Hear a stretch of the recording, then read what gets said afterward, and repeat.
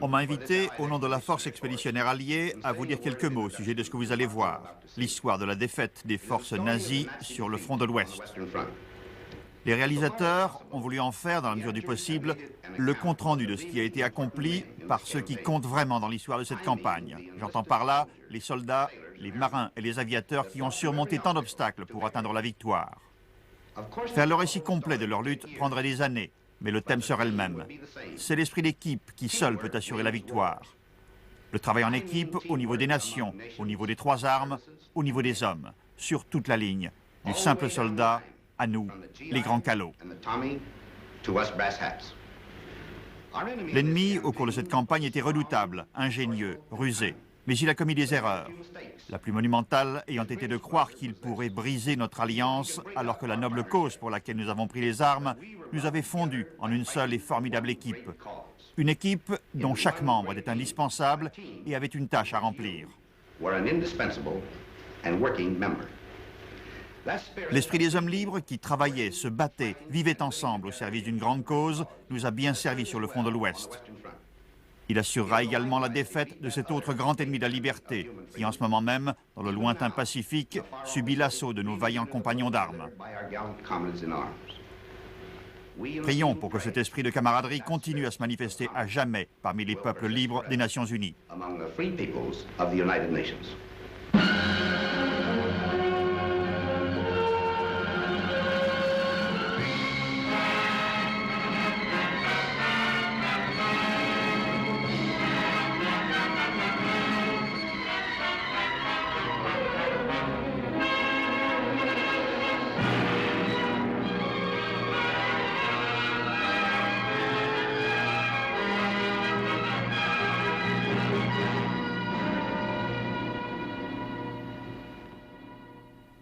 À vous qui maintenant avez retrouvé l'amour et l'espoir, à vous qui humez l'avenir dans l'air ambiant, ce testament vous est offert.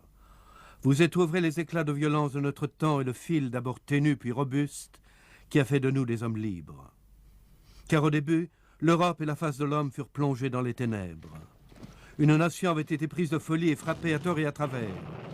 Notre honneur réduit en lambeaux s'échoua sur des rivages sans nombre. Par le fer et par le feu, l'Allemagne s'étend. Sa force, aux cheminées d'usines de la Sarre et de la Ruhr, c'est de notre faiblesse qu'elle la tient. Et bientôt, ses conquêtes dévastées se retrouvent derrière un double rempart. Rempart de fer de ses canons, rempart de béton sur le littoral de France, où viennent s'échouer les vagues de la Manche. Le mur qui se rit de la faiblesse des hommes libres. Et c'est alors que, blessés, traqués, épuisés, nous décidons, sommes-nous donc pris de démence, de percer le mur et de briser l'échine de l'Allemand. Il faut choisir l'endroit propice. Tels des aigles farouches, nous inspectons le littoral européen. De Flessingue à fleur d'eau, aux eaux profondes du port de Cherbourg. Où donc frapper? Pas à Flessingue, la marée ne s'y prête pas. Les vents et le sable nous interdisent la côte belge. Seine-Maritime, plage trop petite et falaises en travers. Le Cotentin est trop étroit et le Pas-de-Calais trop bien défendu. Alors, ce sera la Normandie. Ce sera Caen. Nos avions pourront se poser sur ces verts tapis. Les positions de l'ennemi sont plus vulnérables, les marées d'une bonne amplitude, et nos soldats seront à l'abri du vent qui se déchaîne. Le choix est fait. Sur 8 kilomètres de sable que le sang va bientôt rougir, nos peuples armés jusqu'aux dents vont se lancer à l'assaut du destin. Il s'agit maintenant de forger une formidable cuirasse, de fer et d'acier. Chacun prend le marteau et martèle l'enclume. On dirait que le soleil même a choisi de suspendre son cours, tandis que les peuples libres, pleins de force et de courroux, lancent dans le ciel la lourde machine de guerre. Ce qui suit est leur histoire, telle qu'ils l'ont vécue et la racontent.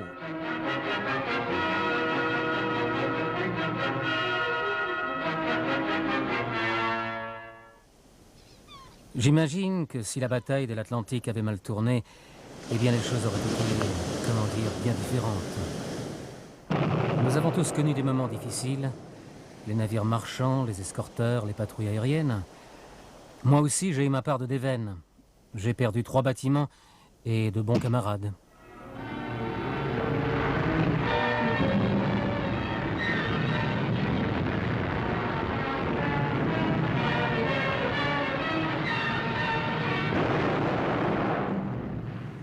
J'ai lu lu quelque part que quand une mouette se pose sur une nappe de mazout, c'est si visqueux que ses plumes adhèrent les unes aux autres et l'empêchent de s'envoler. Combien de mouettes ont dû mourir dans l'Atlantique Nord? Nous, bien sûr, on ne voyait rien d'autre que ce qui se passait sur les cartes murales, mais c'était quand même réel. Quand j'ai commencé, les pions qu'on déplaçait, pour moi, c'était comme des jouets. Mais bientôt, je ne voyais plus que des sous-marins, des cargos transportant des vivres, du matériel de guerre, et les hommes qui allaient s'en servir.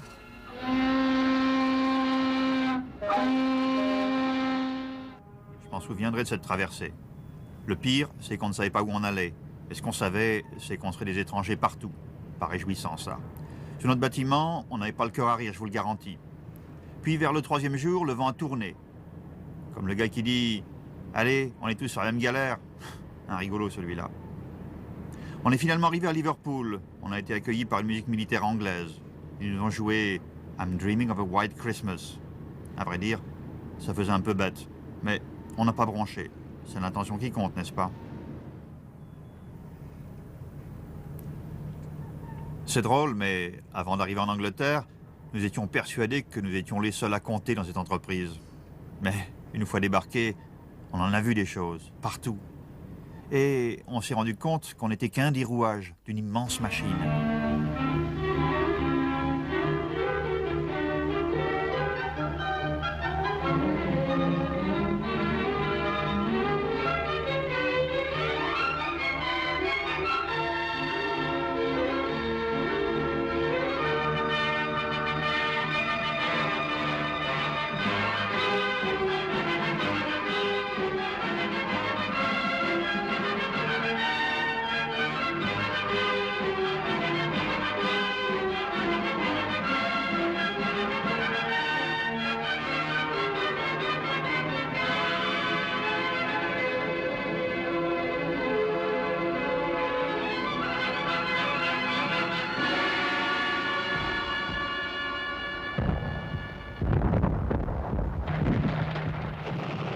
Dans le civil, je faisais ma médecine à Johns Hopkins. Donc, l'anatomie humaine, j'en sais quelque chose. Eh bien, je peux vous dire que, scientifiquement parlant, il est impossible de subir un entraînement comme celui que nous avons reçu. Impossible. Les muscles, les tendons, l'ossature humaine ne sont pas faits pour ce genre d'épreuve. Ne me demandez pas comment, mais on a quand même tenu le coup. Pour la science, c'est un mystère.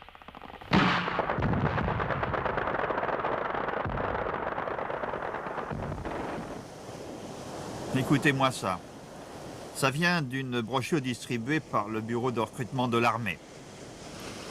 Le jeune homme qui choisit de faire carrière dans l'armée y trouvera des débouchés et des avantages considérables, tels que culture physique, voyage à l'étranger et bien d'autres privilèges dont la plupart des emplois civils sont dépourvus. Dans le civil, on finit dans la plupart des cas par s'enliser dans la monotonie et l'ennui. Mais dans l'armée, la vie est tellement variée que la monotonie et l'ennui sont presque inconnus. L'heure suprême allait sonner. Les hommes se préparaient au combat, et tandis qu'ils s'initiaient à l'art meurtrier de la guerre, d'autres, en grand secret, mettaient au point la conduite des opérations futures. Hors de portée de nos regards, l'ennemi orgueilleux et confiant trône derrière ses fortifications et ses casemates. La guerre, ce n'est pas encore le sang répandu. Pour l'instant, nos armes sont les usines, les cartes d'état-major et les voix qui résonnent au plus profond de la nuit. De saison en saison, nos plans se précisent, et ceux sur qui ces préparatifs pèsent lourdement travaillent sans répit. À l'époque, je me demandais si tous ces millions d'hommes qui faisaient leur travail quotidien se rendaient compte qu'ils participaient à une tâche commune, préparer l'invasion.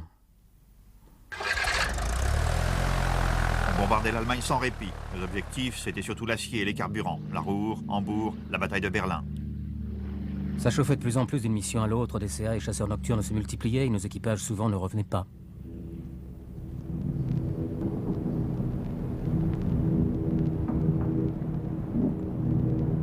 On décollait tôt le matin et il nous arrivait parfois d'apercevoir des Lancaster qui revenaient de mission. Souvent, notre objectif était le même que le leur. On s'attaquait aussi à des usines d'avions. On peut dire qu'on offrait un service de première qualité, 24 heures sur 24. On parachutait des agents sur la France. Risquer sa peau et être tenu au secret, ce n'est pas drôle. Sous-marins monoplaces, vedettes rapides, commandos, on les a tous utilisés pour prélever du sable sur les plages à des fins d'analyse. Il nous fallait du sable qui sèche vite sur un fond d'argile ferme, capable de porter des chars de 30 tonnes. J'ai photographié tous les champs de France. Ce qui comptait bien sûr, c'est la région de Caen. Je l'ignorais, les Boches aussi. On larguait des armes, des munitions, du matériel de sabotage pour les maquisards, puis on allait leur montrer comment s'en servir. On l'a construit en suivant les instructions à la lettre, sans avoir la moindre idée de ce que c'était. Tout ce qu'on savait, c'est le nom Mulberry. Il fallait tout savoir sur la baie de la Seine et ses marais. Nous leur avons appris à tenir compte des marées à bord des engins de débarquement. Il fallait briser la résistance des forces navales ennemies. Prévision météo détaillée pour toute la côte normande. Des kilomètres de treillis métalliques pour les plages. 7200 tonnes de carburant par jour. Acheminé vers la France par canalisation sous-marine. Une étoile blanche pour emblème de la libération. Triple vaccination pour tout le corps expéditionnaire. De nouveaux bâtiments mis en service, de vieux bâtiments modifiés. Écoute des communications radio allemandes à l'affût de nouveaux renseignements. Et ce n'était que les préparatifs. En décembre 1943, le plan fut prêt. Nous partîmes le présenter à la conférence de Téhéran. Le plan a été approuvé par les 3 dirigeants. Les forces russes avanceront à l'est. L'invasion aura lieu à l'ouest. La date a été choisie.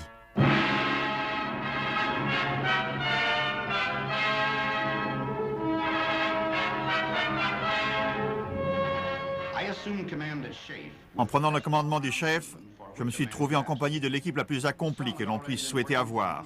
Certains étaient en poste en Angleterre depuis des mois, d'autres sont venus avec moi de la Méditerranée. Nous avons d'abord dressé un plan directeur, puis nous avons procédé à la coordination des opérations terrestres, navales et aériennes dans leurs moindres détails. Et dans le même temps, nous avons lancé une petite fête aérienne destinée à affaiblir autant que possible les défenses côtières des Allemands, à démolir leur réseau de communication et à nous assurer la maîtrise des airs. Une fête des plus réussies. Nos aviateurs se sont surpassés.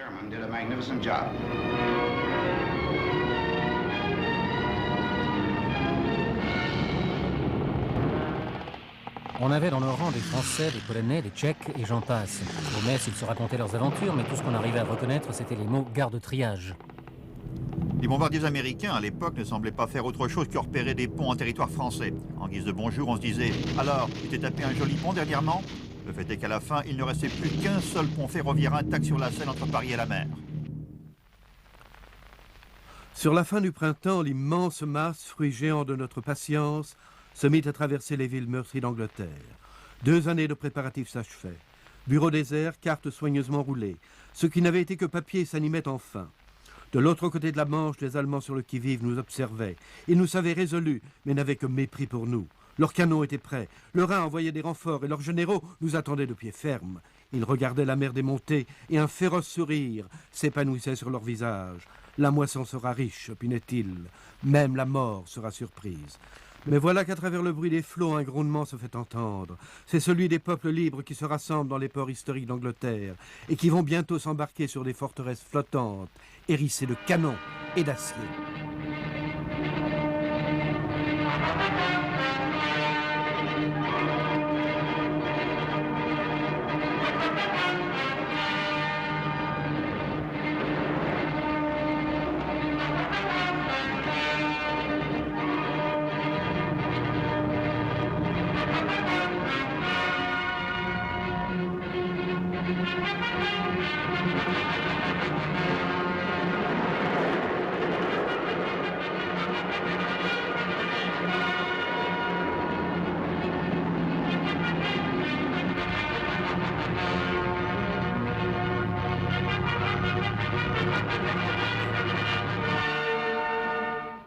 C'était, comment dire, une drôle de sensation que de se mettre en marche et de monter à bord.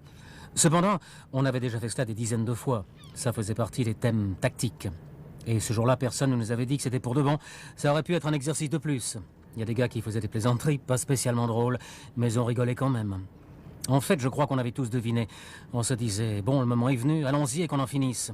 Le plus dur, c'est d'attendre. Même l'autobus, ça me tape sur les nerfs.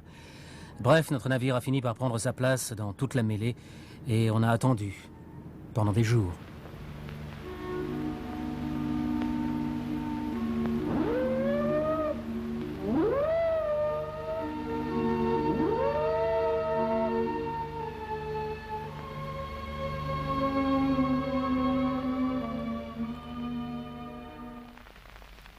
Alors, on a reçu nos dernières instructions. On savait ce qu'on avait à faire et comment le faire. Ils nous ont dit où et quand.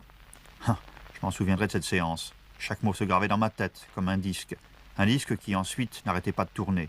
Une vraie rengaine. Une plage, tel secteur, le matin. Depuis que j'étais devenu soldat, on avait cessé de m'y préparer. Seulement, jusque-là, je m'étais senti à l'abri. J'avais du temps devant moi. Et puis, le temps s'était frité. Il ne me restait plus que quelques heures. Le matin venu, faudrait s'y mettre. Je me demandais si j'aurais peur, si la peur, comment dire, m'empêcherait de faire mon devoir. On devait tous penser la même chose.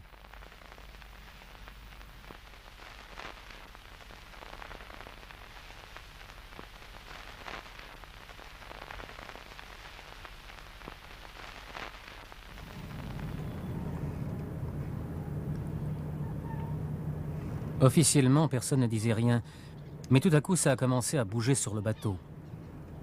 Messe à 18h30 à Dille-aux-Mouniers. C'est marrant, mais même après le dernier briefing, je n'y croyais pas au débarquement. Puis voilà le haut-parleur qui nous annonce « Ceux qui veulent prendre les pilules contre le mal de mer doivent le faire maintenant ». Alors j'ai compris.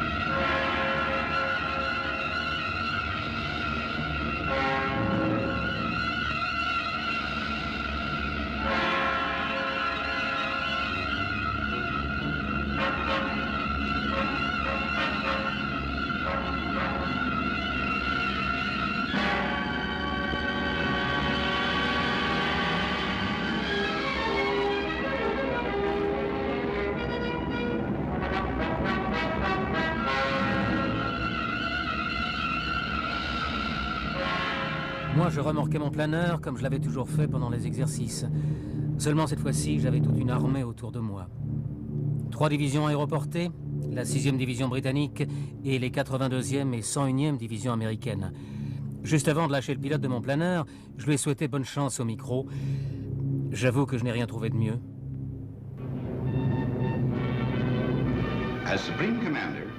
En tant que commandant en chef des forces alliées, je tiens à vous dire un mot sur le rôle de la flotte.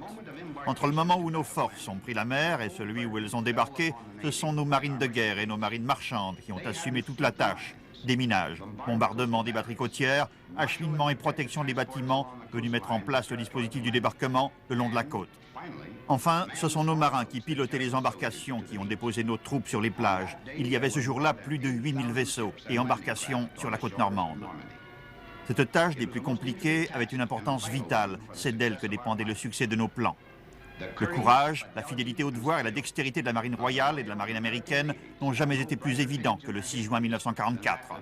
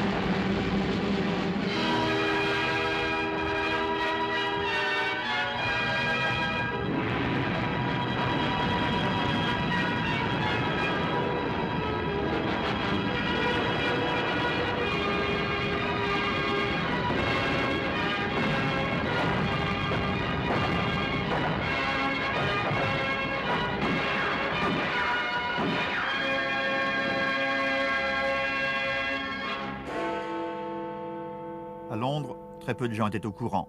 C'était un secret bien gardé. À l'aube, tous les correspondants étaient convoqués au ministère de l'Information pour 8 heures. Et alors là, on a su.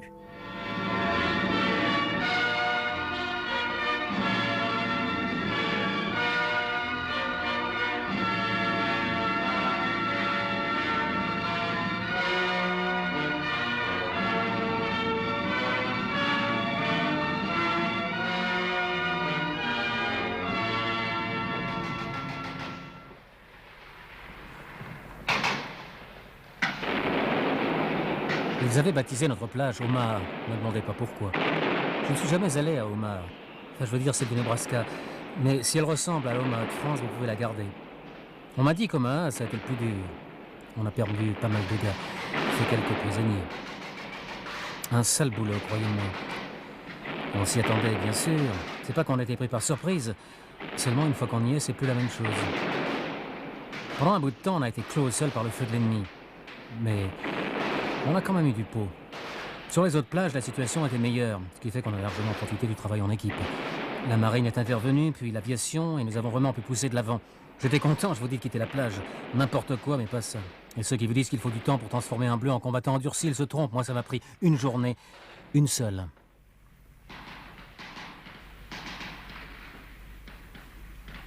Et c'est ainsi qu'ils ont versé leur sang sur le sable, qu'ils ont franchi les dunes et atteint la route malgré la férocité de la riposte allemande.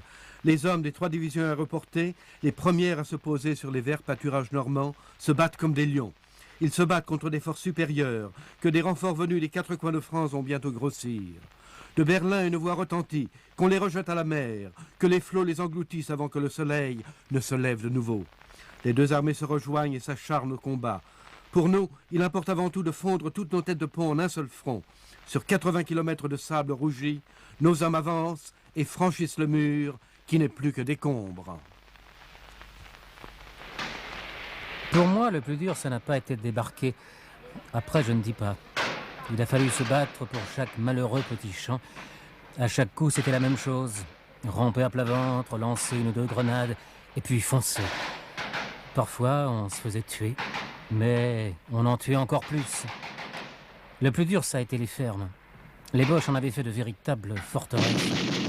Si on n'y arrivait pas, il fallait attendre que le commandant fasse appel à l'artillerie. La marine était toujours là et lançait les obus par-dessus nos têtes. En 3 jours, on a avancé d'une dizaine de kilomètres. Puis on a reçu l'ordre de ne plus bouger, de s'établir de pied ferme. Le lendemain matin, on a appris la nouvelle de la BBC. On avait formé un front uni sur 60 kilomètres. On ne serait plus délogé.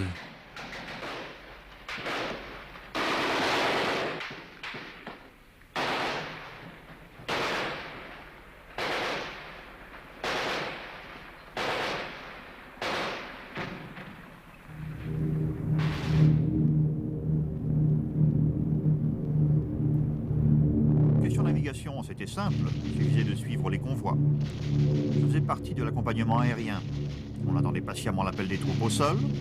On nous signalait tel objectif allemand à détruire et on décollait. Voilà. Un peu comme des taxis qui attendent le client.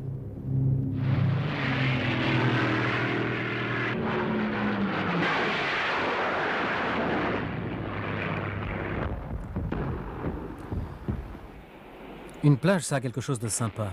Une plage, n'importe laquelle, ça rappelle de bons souvenirs en général. Une partie de plaisir, un pique-nique, les copains, les filles en maillot. Ma plage à moi, c'était Utah. Et je peux vous dire qu'elle ressemblait plutôt à un dépôt de marchandises, une fois qu'on s'y était installé. On débarquait le matériel directement sur le sable, comme on nous l'avait appris. Ensuite, on a un peu improvisé.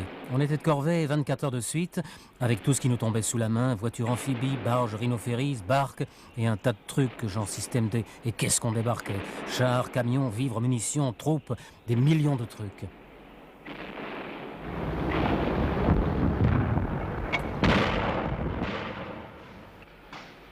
Vous ne le croirez pas, mais on a passé 2 semaines dans le même champ, près de Caen. Il y avait un bois derrière nous et devant nous, de l'autre côté d'un vallon, à moins d'1 kilomètre, les Allemands étaient tapis dans un autre bois. Et on se tapait dessus à coups de mortier à longueur de journée. Résultat, on ne quittait pas la tranchée. Bah, on avait nos habitudes. État d'alerte de 4h30 à 5h30 du matin. Ensuite, 2 heures d'attente pour la popote. Plat chaud, saucisses ou bacon en boîte. Thé et bien sûr, des biscuits. Depuis le jour J, on ne bouffait que des conserves. C'était pas mauvais. Qu'est-ce que je n'aurais pas donné pour un bout de pain beurré, bien frais, et une vraie tasse de thé. 15 jours au même endroit, vous savez, avec les obus qui pleuvent, ça fait long. On finit par croire qu'on va y passer à chaque coup.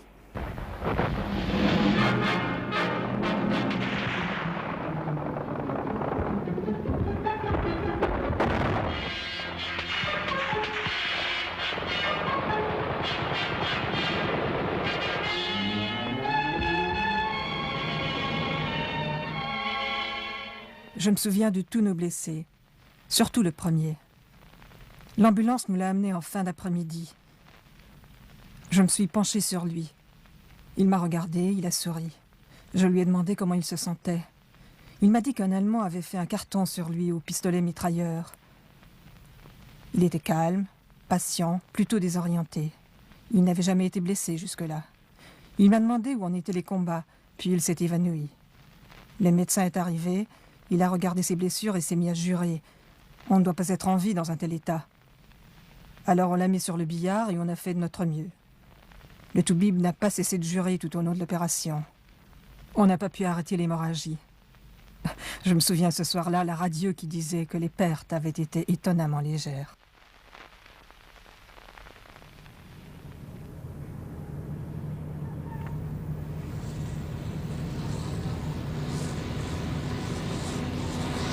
Il paraît que c'est Churchill en personne qui a eu l'idée d'un port artificiel en pièces détachées au grand complet.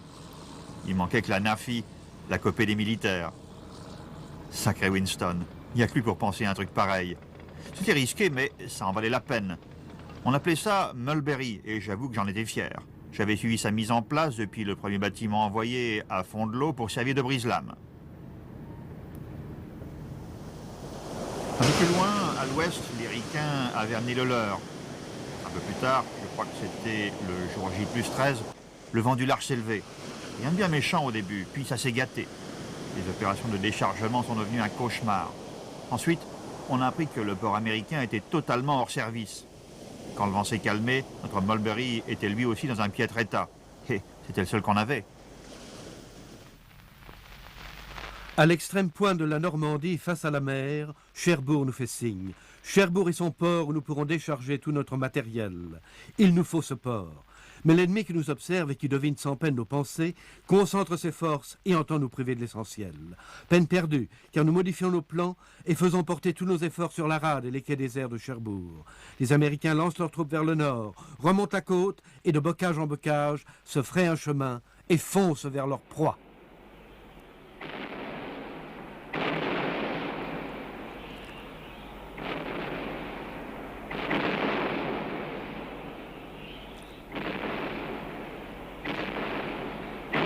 Maintenant, quand j'y pense, j'ai l'impression qu'on a pris Cherbourg 48 heures après avoir débarqué. En fait, il nous a fallu 19 jours pour franchir une distance de 50 km.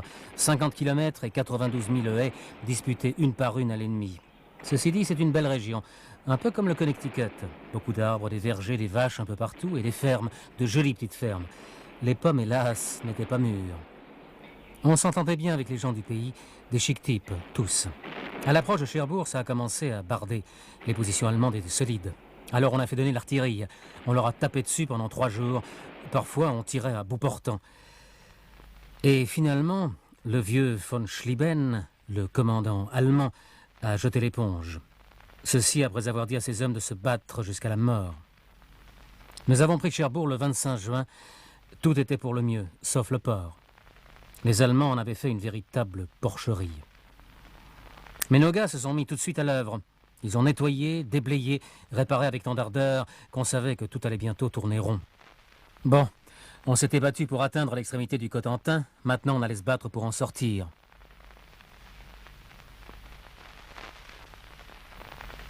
Les maquisards, entre-temps, se battaient aussi, dans toute la France. Moi, j'étais dans le Nord.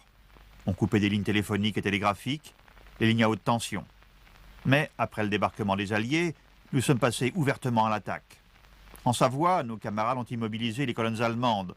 Il faut dire qu'en pleine montagne, la tâche est un peu moins difficile. On a pu immobiliser les Boches et leurs renforts pendant plusieurs jours, sans oublier les usines et les ponts qu'on faisait sauter régulièrement. Mais ça nous a coûté cher, atrocement cher. Rien qu'à Oradour, les Allemands ont exterminé 1100 personnes sur les 1200 que comptait le village. Ils ont tout brûlé. Les Allemands avaient accusé les habitants d'Oradour de leur avoir tendu une embuscade. Par mesure de représailles, ils ont tout détruit, puis enfermé les femmes et les enfants dans l'église avant d'y mettre le feu. Oui, ça nous a coûté très cher, mais nous avons fait notre devoir.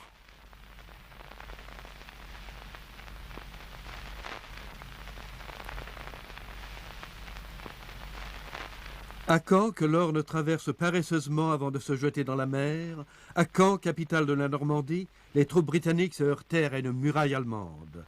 Plus question de pousser de l'avant comme à Cherbourg, de foncer à travers champs. On avançait, certes, mais pouce par pouce, comme la mèche d'acier qui ronge le granit. C'est là que les Allemands, craignant une percée éclair vers la Seine, avaient déployé le gros de leurs troupes. 10 divisions sur 12, para et SS, jeunes loups féroces, face aux anciens d'Alamein. Et nous voulions qu'ils résistent et se battent, car pour le succès de nos plans de campagne, il fallait qu'ils soient là et pas ailleurs.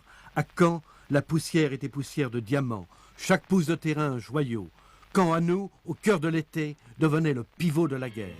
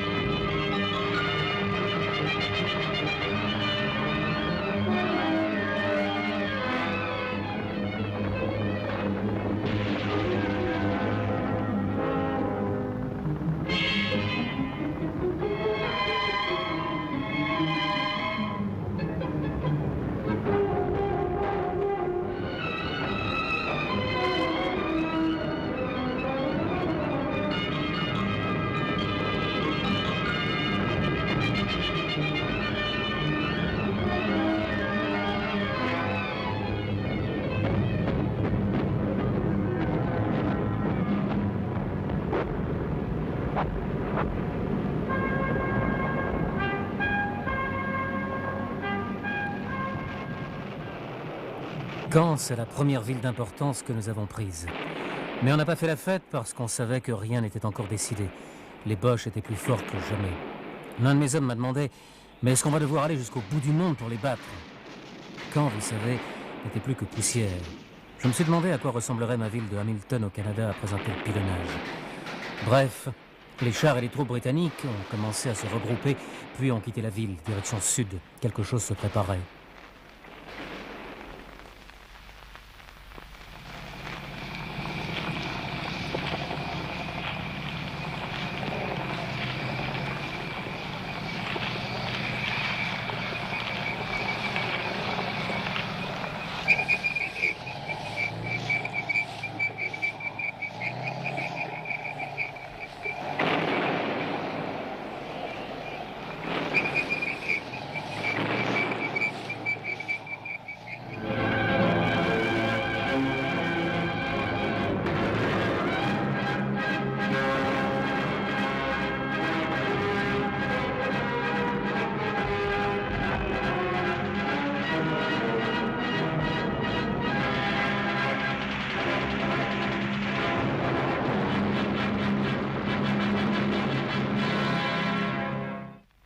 Au-delà de Caen, dont il ne restait rien, les troupes de l'Empire continuaient à faire pression sur l'ennemi.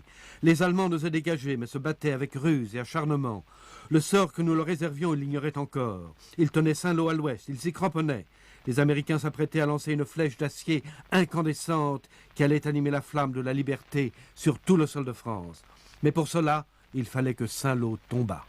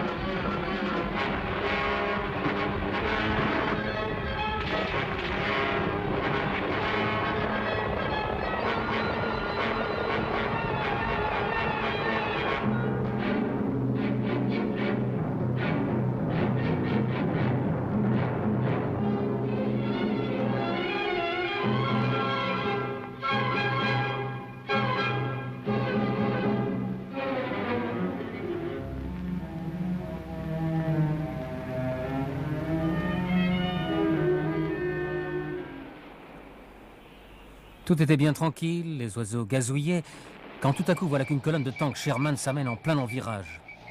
Mon pote me dit, mais d'où est-ce qu'ils sortent, ceux-là? Alors je demande à un tankiste, il me répond que c'est la 3e armée qui s'est mise en route. Après 3 semaines d'attente. Vous parlez d'une surprise. Quand je songe à notre percée, tout ce dont je me souviens, ce sont les Français. Les gens sur le bord de la route. Les enfants à qui on aurait voulu donner des bonbons. Les FFI qui allaient cueillir les fridolins dans les champs. Les paysans qui nous saluaient de loin. Il faut dire que c'était plus facile de les saluer à notre tour lorsqu'on n'avait pas eu à démolir leur maison avant d'arriver. Et quand on est entré dans Rennes ce matin-là, c'était vraiment la libération.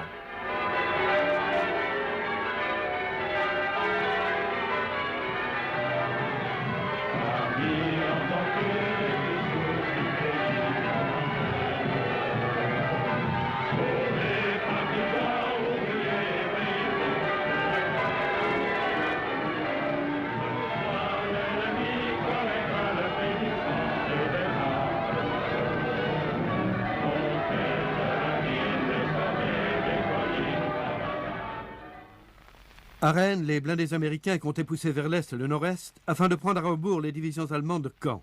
Mais l'ennemi voulut saisir la flèche au vol et coupant les voies d'approvisionnement au point le plus étroit de la côte. C'est alors qu'un souffle terrible frappa Mortain. Ensuite, ce serait Avranches, la mer et tous nos espoirs réduits en cendres, noyés.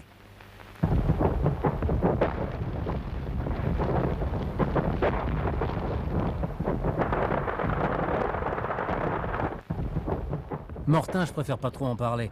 C'est là que je me suis fait démolir. Tout allait bien, on était en forme, les gars chantaient, et puis on s'est fait cueillir par l'artillerie allemande. Un tir bien ajusté, croyez-moi. Au bout d'1 heure, j'avais perdu 18 hommes. On s'est retranché de notre mieux, on s'est mis à leur taper dessus. Ils ne voulaient pas seulement nous empêcher d'avancer, ils voulaient nous rentrer dedans, les zèbres. C'est alors que j'ai été touché au visage, côté gauche. La dernière chose on me souvienne, c'est les fusées de la RAF qui déchiraient le ciel. Je me suis dit, heureusement qu'ils sont avec nous, et puis je suis tombé dans les pommes.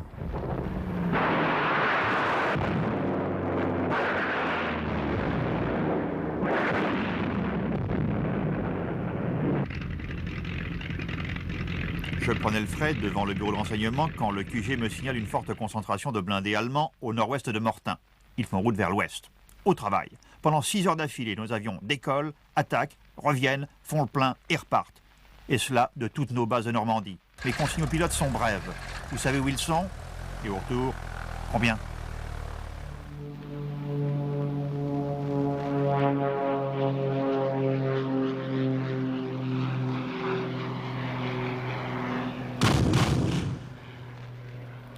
Ça a duré 3 jours, et on y a mis le paquet, en hommes et en armement. Moi, tout ce que je faisais, c'était manger, fumer et recharger ma pièce de 105. Pas question de dormir. Ensuite, ça s'est calmé et on a reçu le message. On les a arrêtés pile. On a eu envie de fêter ça, mais on était trop claqués. Moi, j'en pouvais plus, j'étais raide comme un piquet. La contre-attaque nous avait pris par surprise, mais notre plan de campagne, notre feinte, ne fut pas compromis. L'ennemi de Caen avait prélevé des troupes et affaibli son flanc nord. Les décors sont en place, la pièce a commencé. Britanniques et Polonais se jettent sur falaise, alors que les blindés américains se rapprochent d'Argentan. L'ennemi entend gronder les chars sur ses arrières et se sait pris au piège. L'étau se resserre.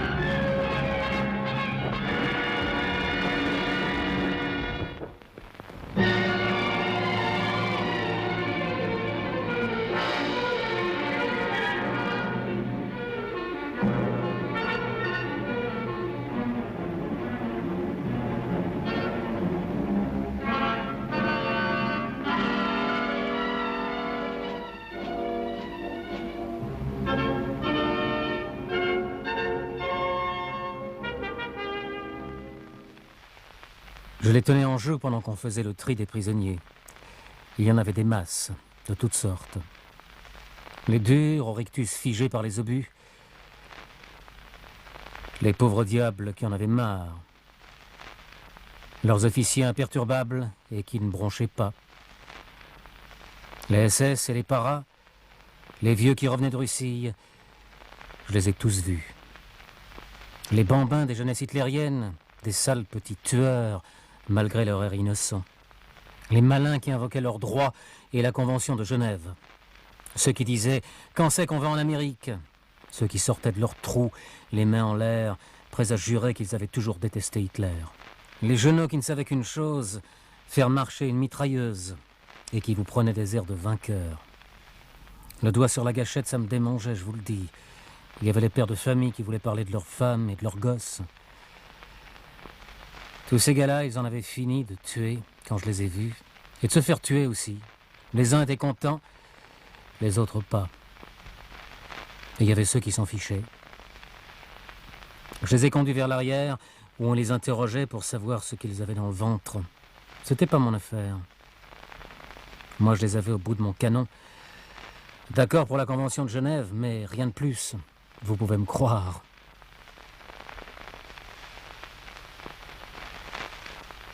Les chars américains se hâtent vers Paris et les bords de la Seine, chassant l'ennemi devant eux. Pour les Allemands, c'est la retraite, c'est la déroute. On les voit au bord du chemin, les bras en l'air, près de leur équipement qui se consume. Les chars poursuivent leur route vers la lumière. Une armée moderne, motorisée, ultramobile ne peut pas se passer de cartes détaillées et précises. Dans notre division, j'étais chargé de la distribution des cartes. Quand nous avons quitté la région de Cherbourg, mon service cartographique se portait bien. Puis, les choses, soudainement, ont tourné à la folie furieuse. Un beau matin, je me réveille et je découvre que l'armée n'est plus sur la carte. On commande donc d'urgence 500 000 cartes de la région d'Orléans. Elles arrivent à temps, mais à mon horreur, je m'aperçois que les troupes ont poussé encore plus loin. Une fois de plus, elles ne sont plus sur la carte.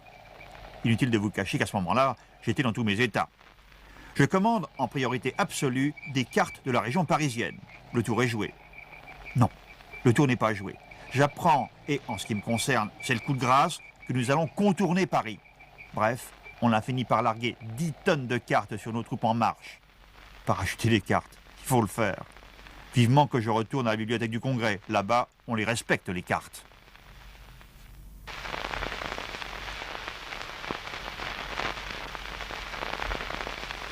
Alors que les Alliés se battaient aux environs de Paris, la division Leclerc à laquelle j'appartenais se battait en Normandie. Puis subitement, voilà que nous recevons l'ordre de monter sur Paris et de prendre la ville. Les Alliés, qui nous avaient fourni des armes et des munitions, des chars et des canons, des camions et des jeeps, avaient décidé cette nuit-là de nous offrir Paris en prime. À 4 heures du matin, la division Leclerc se met en route. Dans le ciel, à droite, à gauche, partout, les Américains nous fournissent une couverture aérienne durant tout le trajet. Et quel trajet! 250 kilomètres en une seule journée. C'est quelque chose que je n'oublierai jamais. Je le raconterai à mes petits-enfants tant que je serai en vie. Au début du mois d'août, de folles rumeurs se mirent à circuler dans Paris. En tout cas, ce qui est certain, c'est que vers la mi-août, les Allemands ont commencé à évacuer la ville. Ces mêmes Allemands qui un peu plus tôt avaient signé des baux de location d'un quart de siècle pour leur appartement. Ensuite, le 14, la police parisienne s'est mise en grève. Le lendemain, la Gestapo plie bagages. C'est ce jour-là aussi qu'une voiture de police a ouvert le feu sur un détachement allemand qui traversait la place de la Concorde. Ce fut le début de la bataille de Paris. Bientôt, le drapeau tricolore flottait à toutes les fenêtres. Pour pavoiser, on a utilisé tout ce qui nous tombait sous la main. Rideaux, nappes, vieilles robes, tout y est passé. 4 jours plus tard, nous avons entendu des cris en provenance de l'hôtel de ville. Nous nous sommes tous précipités dehors. Moi, mon mari, tous les gens de l'immeuble. Dans la rue, on disait que l'armée française était entrée dans Paris. Arrivés devant l'hôtel de ville, nous nous sommes rendus compte que c'était bien vrai. J'ai embrassé mon mari. Il pleurait. C'est drôle, mais ce n'est qu'alors que nous avons commencé à comprendre combien nous avions été malheureux pendant 4 ans. Et quelle chance nous avions d'être en vie en cette soirée du mois d'août.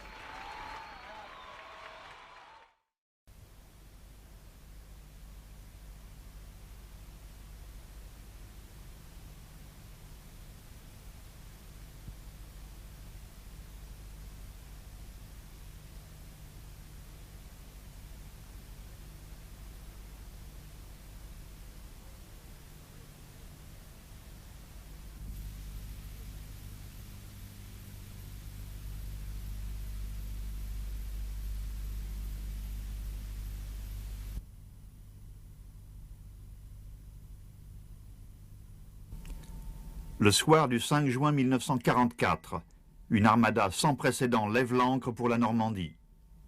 Son objectif est de libérer l'Europe occidentale de l'occupation allemande. Aux premières heures du 6 juin, des troupes aéroportées attaquent des objectifs clés et à l'aube, les Alliés avancent vers la côte sous le feu de couverture des forces navales et aériennes.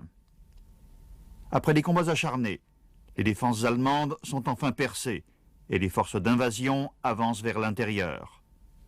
Pendant les mois qui suivirent, les Alliés avancèrent difficilement, mais implacablement sur Cherbourg, Caen et Rennes. Ces batailles capitales furent menées et gagnées par les forces alliées et les hommes et femmes du maquis, mais au prix de lourdes pertes. Courant août, les Alliés combattent aux portes de Paris, et c'est la division Leclerc qui entre la première dans la capitale. Le 18 août, les soldats français entrent dans la ville et Paris est à nouveau libre.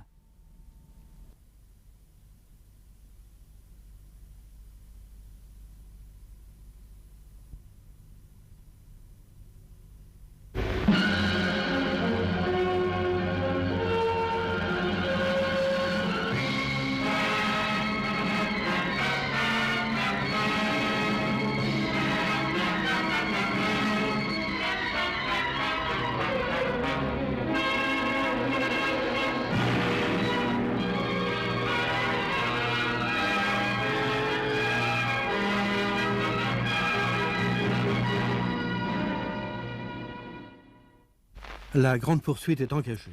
Alors que la bataille de France s'achève, voilà que l'ennemi ébranlé est de nouveau frappé de stupeur.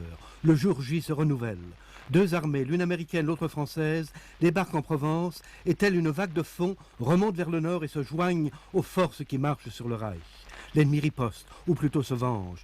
De ses centaines de rampes au-delà de la Seine, il lance ses fusées porteuses de mort et de destruction sur les villes anglaises. Nos troupes, entre-temps, marchent sur le but qui leur a été assigné. Les Américains sur les frontières du Reich, les Canadiens sur les ports de la Manche, farouchement défendus. Et, dans un grondement de tonnerre, les blindés britanniques sur Bruxelles qui les attend.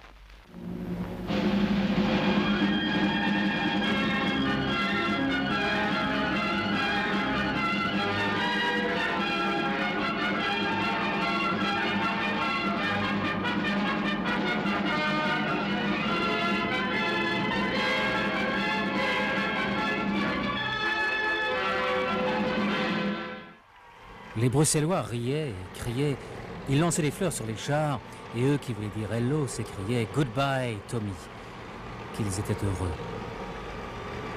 Je crois qu'ils étaient délivrés de la peur, et je me demandais comment la population civile allemande allait réagir devant nous.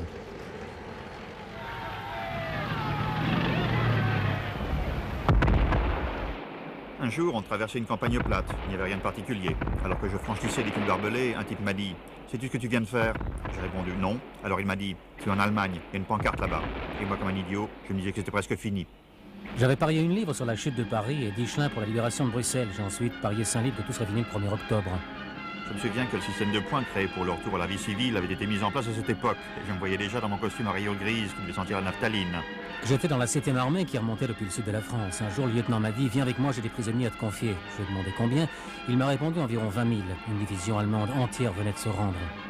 Les autres Canadiens étaient déployés dans le Nord. Un jour, on a découvert quelque chose qu'on n'avait jamais vu avant. Notre officier nous a dit que ça devait être une rampe de lancement de bombes volantes. Je peux vous dire que j'étais drôlement content. Un prisonnier allemand nous a raconté leur dernière blague. Lorsqu'un avion est blanc, c'est un Américain. S'il est de couleur sombre, c'est un Britannique. Et quand il n'y a pas d'avion, alors c'est un plafond. À chaque fois qu'il m'envoyait installer un relais téléphonique en première ligne, le temps que je mette les écouteurs, et il m'avait déjà dépassé de 8 km. J'ai écrit à mon père qui est de Saint-Louis. Il tient une boutique de vêtements pour hommes. Je lui ai dit de réduire les prix des cravates et des chaussettes militaires s'il ne voulait pas se retrouver avec un stock d'effets militaires invendus. Quelqu'un a demandé au sergent-major si on pouvait espérer une permission. Il a répondu « N'y pensez pas les gars, on doit encore en finir avec les Japs ». Évidemment, lui, c'était un militaire de carrière. Il aimait ça. Ça m'a fait un drôle d'effet de passer la frontière allemande. On était sûr que plus rien ne pourrait nous arrêter.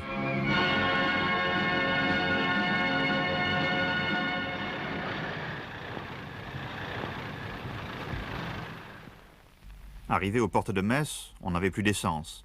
Impossible d'en trouver. J'ai regardé mon Sherman de 30 tonnes, une montagne de fer devenue inutile.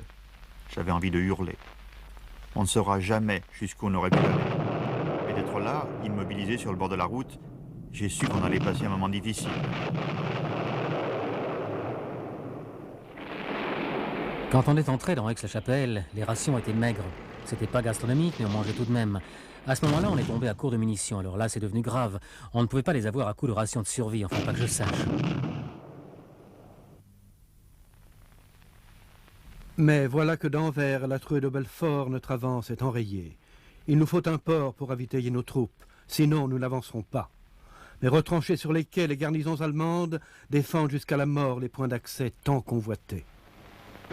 En ce qui concerne les ports, lorsque nous avons compris la stratégie adoptée par les Allemands, nous avons dû agir vite pour contrecarrer leur plan. Nous avons fait un puissant effort et pris Cherbourg, mais les Allemands ont continué à se cramponner aux autres ports et s'ils n'y arrivaient pas, ils les faisaient sauter. Ainsi, à Brest, où les forces américaines terrestres, navales et aériennes ont dû livrer une bataille prolongée et acharnée. En Bretagne, où les forces de la résistance se sont jointes à nous, dans les ports de la Manche, Calais, enlevés par les Canadiens. Le Havre, pris par les Britanniques, Dieppe et Boulogne par les Canadiens et Dunkerque assiégé par les Tchèques. Il faut de vastes quantités de frais pour assurer le ravitaillement quotidien d'une armée en campagne. Ceux que j'ai chargés de cette tâche ont dû accomplir des prouesses pour y arriver. Le fait est que nous n'avions pas assez de ports en état de fonctionnement, c'est tout. Nos lignes de ravitaillement en ont souffert, notre offensive a dû ralentir et les Allemands en ont profité pour consolider leur nouvelle ligne de défense. On avait pratiquement épuisé nos approvisionnements quand on est arrivé à la ligne Siegfried. On n'est pas allé plus loin. Au début, c'était facile. On trouvait des défenses anti-chars et des choses comme ça. Après, on a buté sur des abris en béton, des fortins, des obstacles divers, des positions camouflées. C'était un peu comme le labyrinthe de glace du Luna Park de Coney Island. Seulement, au lieu de miroirs, on avait des mitrailleuses. Si on avait été approvisionné, on aurait peut-être pu les prendre, mais c'est pas sûr non plus. Attaquer de front la ligne Siegfried à ce moment-là eût été fatal. Retranché dans ses blocos, l'hydre allemande aux 100 têtes tenait toujours bon, derrière un rempart d'acier façonné par 10 siècles d'expérience du combat. Mais toute ligne défensive doit finir quelque part. Dans le sud-est de la Hollande, seuls 2 fleuves et une ville séparent les troupes britanniques de la plaine allemande. Une opération aéroportée s'impose. Nos troupes vont s'emparer d'Eindhoven et des ponts de Nimègue et d'Arnhem, puis tenir ces positions. Les unités venues du sud pourront alors, là où la ligne Siegfried n'est plus, franchir le Rhin en force.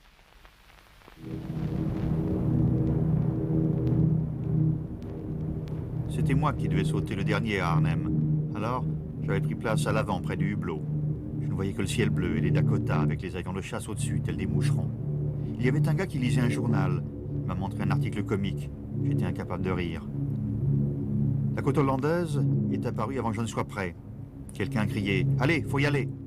On a rejoint nos positions et je me suis dit « Quel poids ça serait de se faire buter, maintenant que la guerre est presque finie !»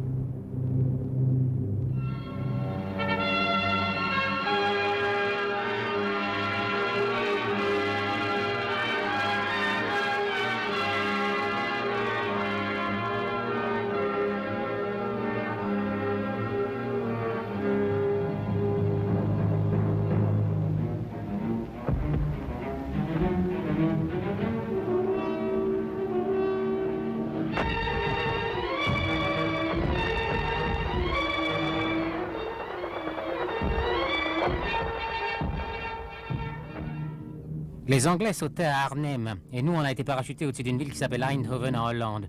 Tout se passe bien, on se retranche, on installe nos défenses et on attend l'arrivée des Britanniques. Ensuite on se joint à eux et on prend la direction de Nimègue.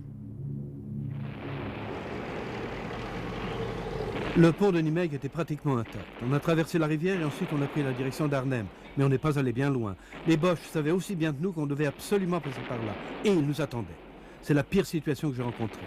Pas tellement à cause des combats, mais plutôt le fait de savoir que nos hommes nous attendaient à Arnhem et que nous, on était incapables de les rejoindre. À Arnhem, on était bien retranchés. On était avec des Polonais. Mais on manquait de munitions et de vivres. C'est ça qui nous inquiétait. Jamais je n'oublierai ces parachutages. Les Boches pouvaient y aller à fond et nos gars qui leur arrivaient droit dessus. À la fin, on s'est rendu compte que la situation était critique. On se savait encerclé et on se disait qu'on n'en sortirait peut-être pas. Mais ce dont je me souviens le mieux, c'est du comportement du groupe. Les combattants les plus endurcis devenaient doux, aimables et prévenants les uns envers les autres. À Arnhem, J'ai appris beaucoup sur les hommes. À Arnhem, le canon s'est tu. Nous avons alors compris que le courage le plus fou ne suffirait pas à nous faire franchir cet ultime obstacle, un pont. Nous n'avons plus le choix. Il va falloir attaquer le front la ligne Siegfried et nous frayer un chemin jusqu'au Reich. Mais une fois de plus, il nous faut un port de ravitaillement. Anvers est à nous, mais les canons allemands sont maîtres de l'Escaut sur les 50 km qui séparent Anvers de la côte. Les quais sont déserts, les treuils inertes, le port et la ville coupés de la mer sont comme morts. Et il en sera ainsi tant que nous n'aurons pas dégagé l'Escaut de l'emprise ennemie. La bataille de l'estuaire va commencer. J'assurais la couverture de la bataille pour l'agence Associated Press. Si seulement j'avais été aussi inspiré pour décrire cette bataille que les hommes se sont montrés héroïques pour la livrer. Ce fut un combat âpre, sans merci. Les Canadiens et les Polonais étaient chargés de dégager la rive sud de la rivière. La Royal Navy et les Norvégiens, dans l'eau et le sang jusqu'aux genoux, se présentaient devant les canons de 220, alignés sur le littoral à Velkapelle. Ce fut une de ces batailles dont on fait des légendes. Quant aux opérations de déminage de l'Escaut après les combats, ce furent les plus vastes de l'histoire. L'entrée du premier bateau dans le port d'Anvers a coûté la vie à des milliers d'hommes courageux.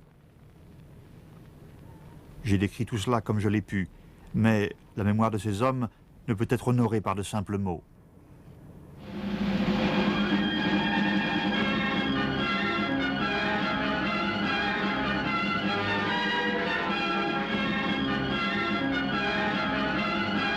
J'étais conducteur dans un des premiers convois qui ont pu quitter Anvers. Quand je me suis retrouvé devant, j'ai vu beaucoup d'entrepôts vides et j'aimais pas ça. Les gars voulaient savoir où étaient les approvisionnements, c'est indispensable pour aller au combat.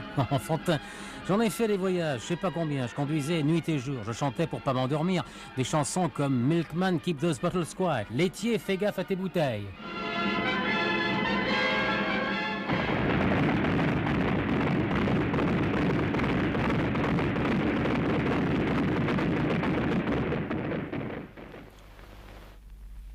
Je devais vérifier qu'ils avaient une brosse à dents neuve, une couchette et peut-être un livre lorsqu'ils repassaient sur la rive gauche de la Moselle pour prendre un peu de repos. Il en arrivait une compagnie à la fois, car le régiment ne pouvait se permettre de dégarnir le front davantage. Quelqu'un venait leur taper sur l'épaule et leur dire « Allez mon gars, tu vas repasser sur l'autre rive et prendre 24 heures de repos. » Et ils venaient, sachant qu'ils allaient pouvoir se reposer. Ils n'arrivaient pas à le croire. Pendant 24 heures, ils pouvaient oublier la guerre. Tout était réduit au strict nécessaire, compté comme des billets à un guichet de banque. Une nuit de sommeil, repas chaud pendant un jour, des sous-vêtements propres, un pantalon propre, une séance de rasage, une douche chaude, un film. Je me demandais souvent ce qu'il y avait de mieux dans cette journée de repos. L'occasion d'écrire à ses proches, la douche chaude ou les jambes de l'actrice du film. Finalement, c'était peut-être encore ce par quoi s'achevait cette journée. Une bonne nuit de sommeil, sous un toit, dans un lit et sans obus. Mais quoi qu'il en soit, le matin venu, c'était fini. Ils repartaient avec leurs sous-vêtements propres, douchés, rasés et reposés par une bonne nuit de sommeil. Ils repassaient sur l'autre rive de la Moselle pour retrouver leurs trous dans la terre et les obus. Alors on s'est rendu compte qu'on devrait faire campagne en hiver, c'était inévitable. Les Allemands, bien retranchés, étaient coriaces. Manifestement, on ne pouvait pas progresser avant d'avoir reçu des renforts importants. L'escadrille sortait aussi souvent que possible, c'est-à-dire peu. On était gelés et on en avait marre. Tu dois t'amuser follement en France, m'écrivait ma cousine. Quand je pense à tous ces parfums, ces bas de soie, ce champagne, je t'envie. Ils disent qu'on est sur le front sud. En fait, on était dans les Vosges avec la 7e armée américaine.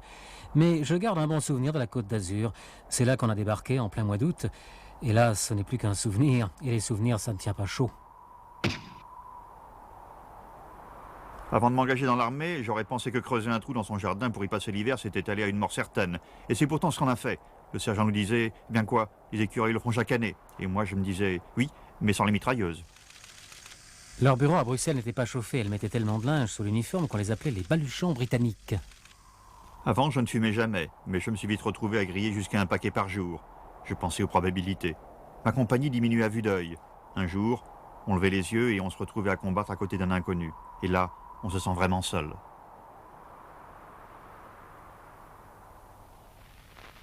On était déployés dans les Ardennes, plutôt calme. Beaucoup d'unités étaient montées vers le nord. Alors tout le monde se demandait quand et où on allait passer à l'offensive. Et puis un beau jour, j'étais de garde, quand j'entends des obus. Alors D'abord, je me suis dit que ça y était, et puis je me suis rendu compte que c'est pas nous qui tirions ces obus, on nous tirait dessus. Alors tout d'un coup, les chars allemands, ah ben c'était bien une offensive, mais ce n'est pas nous qui la menions, elle était contre nous.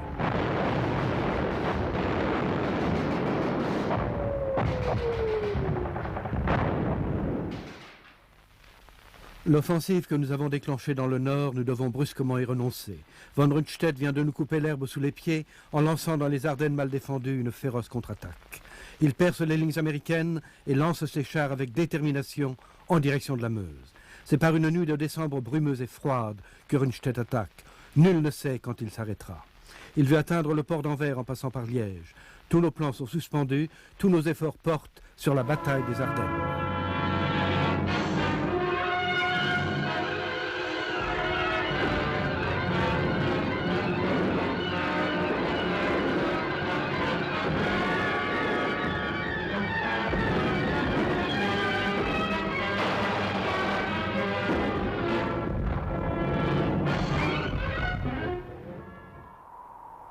Un soir en Angleterre, j'étais fourré dans un pub à jouer aux pièces.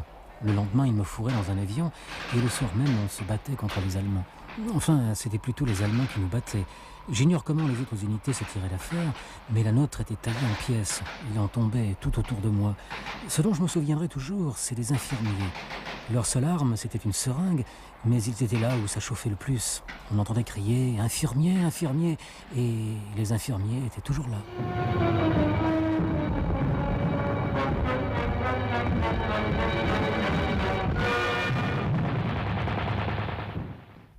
Notre division entière a reçu de citation présidentielle pour ce qui s'est passé à Bastogne. Même moi, simple cuistot. J'oublierai jamais le lieutenant qui est arrivé en courant dans la roulante.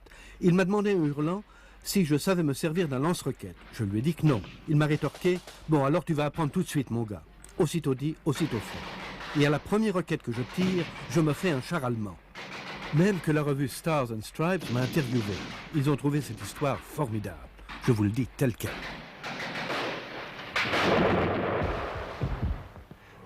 On avait été dans le nord où la situation était figée, donc on était content de descendre vers le côté supérieur du saillant. En traversant la Belgique, nous nous sommes rendus compte que la population civile semblait avoir peur. Je suppose que c'est naturel. Nous étions en réserve depuis une semaine lorsque nous avons été envoyés au front. Le brouillard nous privait de la coordination aérienne. Il est certain que ça nous a beaucoup manqué, surtout que depuis le jour du débarquement, on y était habitué. Et puis, le 24 décembre, comme un cadeau de Noël, le soleil a fait son apparition. Et peu après, on était reparti, comme au plus beau jour.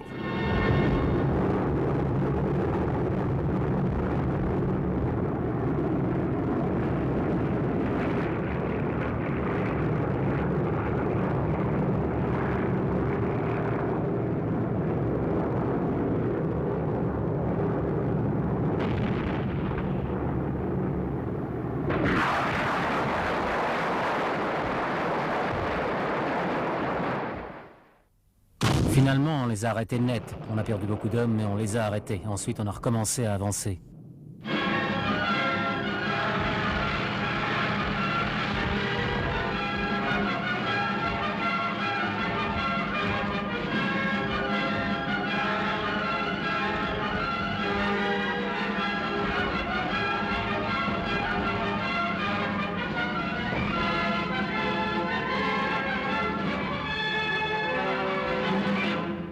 Rundstedt recule comme un ressort qui se rembobine. Son ultime effort a échoué. Ses troupes, qui s'étaient abreuvées de sang, se traînent dans la boue vers le Rhin.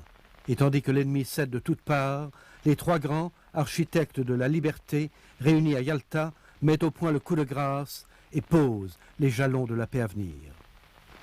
Au même moment, notre stratégie se concrétise. Il faut forcer l'ennemi à livrer bataille sur la rive gauche du Rhin. S'il nous fait face, nous pourrons le détruire. Hors de sa forteresse, le voilà découvert, privé des remparts que sont les fleuves dépourvus de ponts. Le défi est lancé, qu'ils se battent.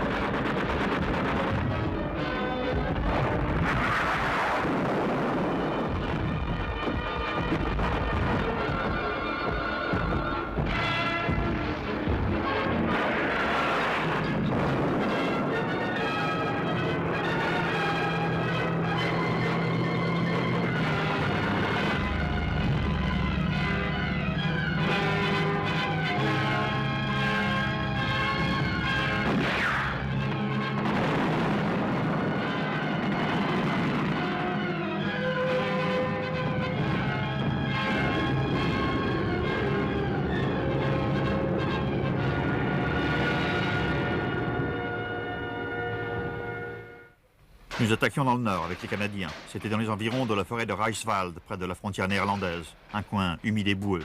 Ils avaient surnommé le commandant de notre armée l'amiral Cradock. Quoi qu'il en soit, l'ennemi résistait vigoureusement, mais en réalité, c'était précisément ce que nous souhaitions.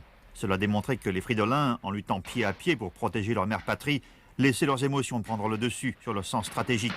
Plus il y aurait de soldats allemands tués sur la rive gauche du Rhin, plus ce serait facile pour nous de l'autre côté du fleuve. Et beaucoup de Boches ont péri. Croyez-moi, la bataille de Reichswald a été la plus sanglante que j'ai vue durant cette guerre.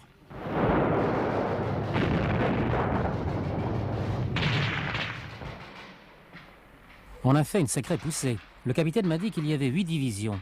D'habitude, il est informé. Il se tient au courant de ces choses-là. Je faisais partie d'unité qui a pris München-Gladbach. Je crois que c'est comme ça qu'on dit. Il n'y avait pas beaucoup de civils dans les rues et on ne devait pas leur adresser la parole, sauf si nécessaire. Si on fraternisait, on prenait une amende de 65 $. Je me demande qui a proposé ce chiffre. Pourquoi 65 $? On voyait la cathédrale de Cologne longtemps avant d'y arriver. Notre objectif, c'était le clocher de la cathédrale sur la rive du Rhin. On avançait vite et quand on est arrivé dans la ville, il n'y avait plus beaucoup de résistance. Cologne était en ruine. Malgré tout, il y avait encore quelques immeubles debout. C'était navrant. Et je pensais aussi à ces villes de France anéanties. Enfin, nous avions atteint notre objectif. Maintenant, il nous suffisait de franchir le fleuve. Je me suis dit qu'il devait diablement manquer d'hommes pour nous faire mettre des tenues de combat à nous autres marins et nous faire hisser des barges d'assaut sur les camions et nous faire traverser les routes de Belgique. Ne le répétez pas, mais moi qui n'ai jamais eu le mal de mer, j'étais malade comme un chien sur la route. À notre arrivée à destination, j'étais pas dans mon assiette. Moi qui voulais respirer une bouffée d'air marin, je me suis trouvé derrière un écran de fumée. On se serait cru à Londres. Le lendemain, on est arrivé sur le Rhin. J'étais tout de même content de voir un peu d'eau.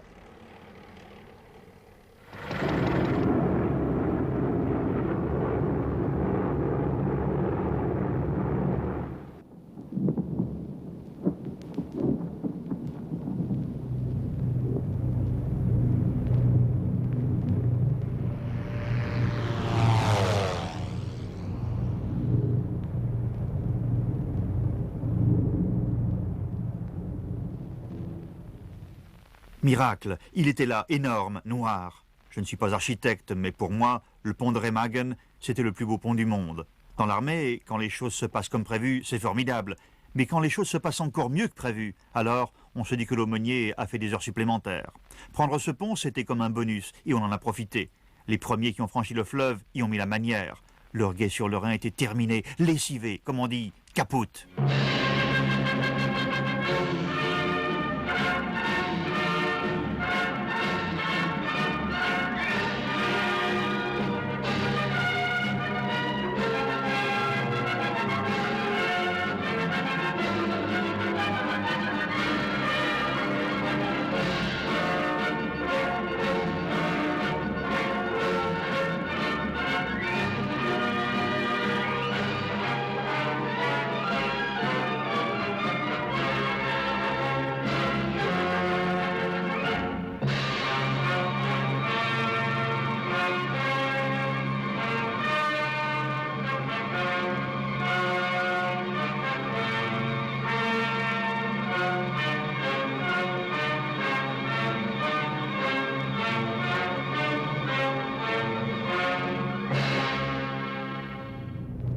D'accord, on a fini par traverser et tout allait bien, mais un beau jour on me demande de garder les prisonniers allemands. Je n'oublierai jamais leur visage lorsque les avions ont commencé à arriver. Ils étaient debout et les regardaient passer, et puis au bout d'environ une demi-heure, l'un d'entre eux m'a regardé, a levé les yeux au ciel et m'a dit « Ah, propagande !»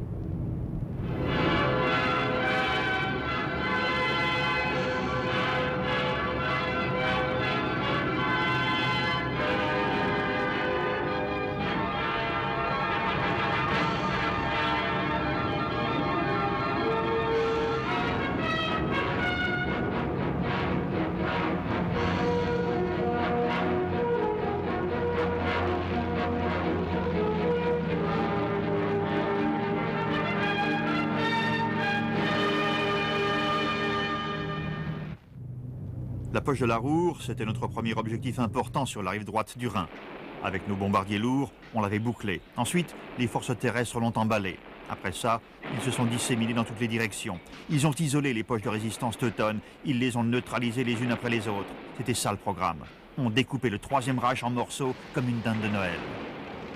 Pour chasser les Boches, ça devenait monotone.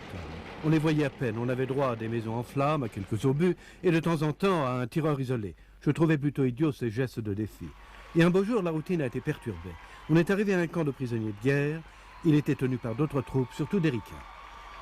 Ils sont devenus fous furieux en nous voyant. Ils poussaient des cris de guerre indiens, ils se tapaient dessus et nous demandaient des nouvelles. C'était dur de leur dire alors qu'ils semblaient si heureux, mais il n'y avait rien à faire. Je leur ai dit, le président Roosevelt est décédé hier après-midi. Fallait voir comment ils se sont calmés. Pour la première fois depuis le début de cette campagne, tous se disaient qu'ils avaient subi un grave revers. J'aurais voulu rester avec eux, leur remonter le moral, mais le temps pressait. Les Boches n'avaient plus que quelques centaines de kilomètres carrés de terre à brûler. Il fallait soit les faire se dépêcher, soit tout brûler à leur place. On était dans la dernière ligne droite et on s'enfonçait de plus en plus loin en Allemagne. Et là, on a rencontré des personnes déplacées, de la main-d'œuvre forcée. Ils étaient malades, affamés. Ils venaient des quatre coins de l'Europe. Ils déambulaient sur les routes, mais ils s'écartaient et ne nous posaient pas de problème. Je me souviens d'un type qui disait « Il n'y aura pas que les villes à reconstruire ».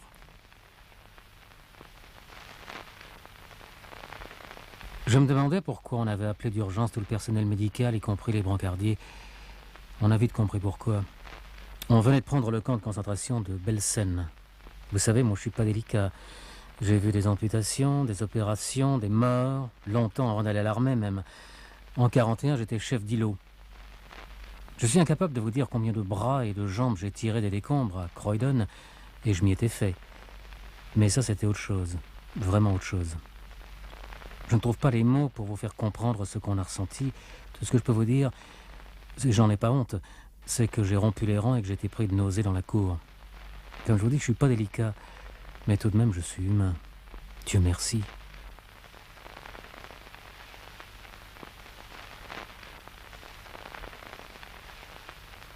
Le gouvernement a envoyé quelques membres du Congrès pour voir ces camps. Et si quelqu'un se demandait encore si cette guerre valait la peine d'être livrée, alors cela aurait pu venir. C'était visible sous nos yeux, le fascisme et ce à quoi il conduit, quel que soit l'endroit où il se manifeste. J'ai parlé avec quelques-uns des détenus de ces camps, enfin, ceux qui avaient la force de parler. Ce qu'on leur reprochait, c'était les délits habituels, selon les nazis. Délit de ne pas avoir la bonne religion, ou de ne pas être issu de la bonne race, appartenance à un syndicat, ou à un mauvais parti politique. En Allemagne, ils ont construit plus de 400 camps comme ceux que j'ai visités. De ma vie, je n'ai jamais rien vu de pire. Je n'aurais renoncé à voir ça pour rien au monde.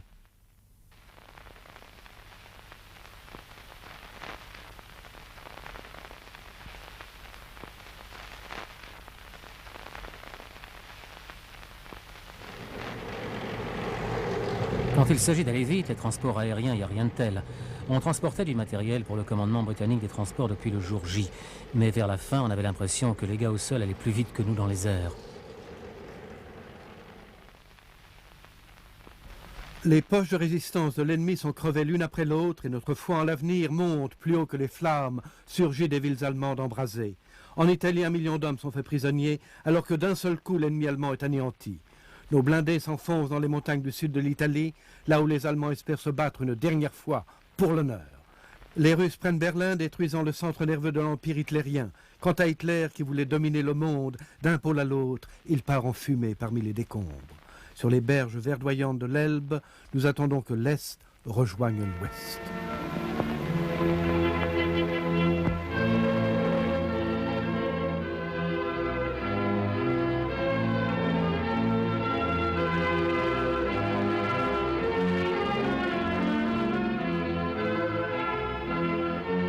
La jonction avec les Ruskov s'est faite sur l'Elbe. Je suis resté là 2 ou 3 jours avec un tirailleur qui s'appelait Konikov.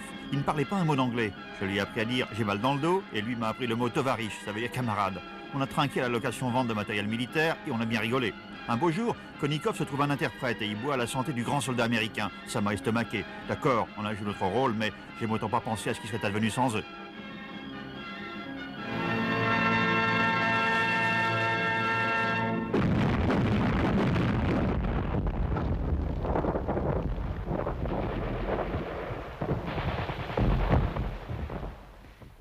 On avançait en direction de la frontière danoise. Brême était tombé, suivi de Hambourg. Ça tournait mal pour eux.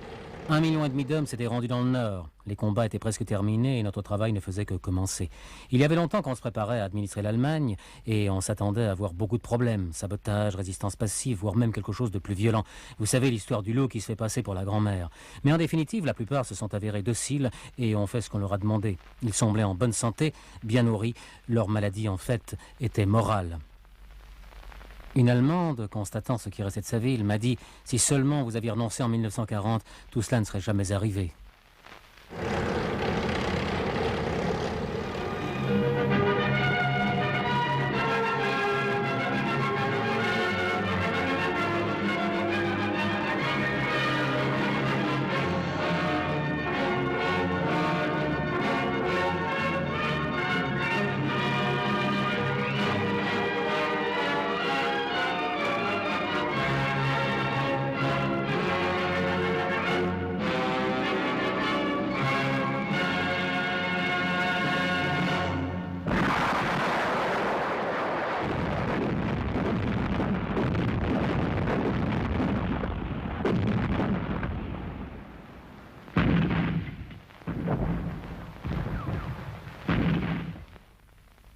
Le 9 mai 1945, à 0h01, les canons se sont tus, 337 jours après le débarquement. C'est alors que tout a commencé. Les discussions pour savoir qui avait gagné la guerre. Voilà ce que j'ai à dire. Aucun pays au monde n'aurait pu gagner seul, alors que faut-il en penser, quiconque veut s'attribuer tous les mérites sera non seulement un vantard, mais aussi un imbécile. J'ai passé 4 ans dans l'infanterie et j'en ai vu pour mon compte. Je n'ai rencontré que 3 hommes qui aimaient se battre et ils étaient un peu toqués. Mais c'est quelque chose qu'il fallait faire. Et maintenant que c'est terminé, je suis soulagé. À une exception près, tous ces gens qui parlent de la Troisième Guerre mondiale, tous ces grands pessimistes qui parlent si facilement d'une nouvelle guerre, ils n'ont pas vu celle-ci ou ils n'en ont pas vu assez. Nous les avons vus amener un groupe de prisonniers. Parmi eux, il y avait des gradés, certains étaient prêts à sympathiser. Moi, je pensais surtout à tous ceux qui avaient péri depuis le début de la bataille d'Angleterre, ceux qui avaient été abattus et qui s'étaient écrasés au sol. Je me souviens de leur visage, ou même des blagues qu'ils racontaient. Ou était-ce leur façon de rire, enfin je ne sais pas, quelque chose. En tout cas, je ne les oublie pas, et ils étaient nombreux.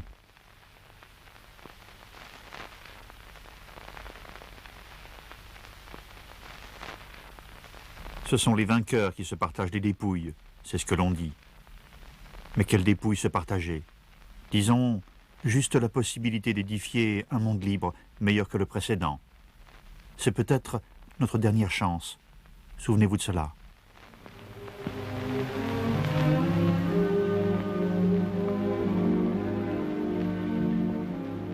Le moment est venu de soumettre notre victoire à l'épreuve de la paix, et en compagnie des hommes de maint pays, d'extraire des cendres les leçons que notre lutte nous a enseignées. Alors que nous nous préparons à rebâtir la terre meurtrie, puissions-nous garder dans nos cœurs les paroles de cette prière venue des temps anciens. Seigneur, lorsque vous assignez à vos serviteurs quelque vaste entreprise, accordez-leur aussi la sagesse de savoir qu'il ne suffit pas de se mettre à l'ouvrage, mais qu'il faut persévérer jusqu'à ce que vos desseins soient accomplis pour connaître la gloire véritable.